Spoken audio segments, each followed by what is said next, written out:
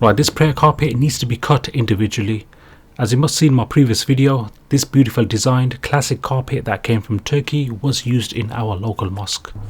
So to cut this, I'll be using a standing knife and a trowel to help me apply pressure on the carpet to stay in place and to be used as a guide.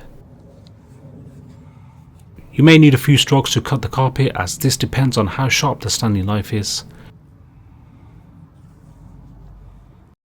If you can remember in the past, this is the same method that I used to cut the Heronrib mat.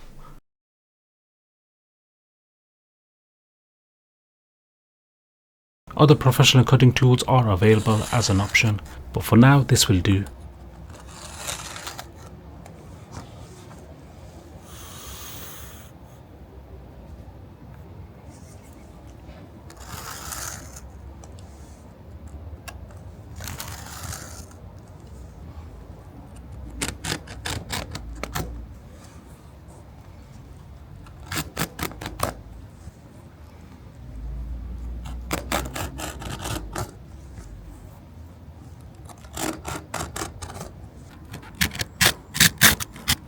I'll go ahead and cut the remaining, and in the next video it's time to clean them.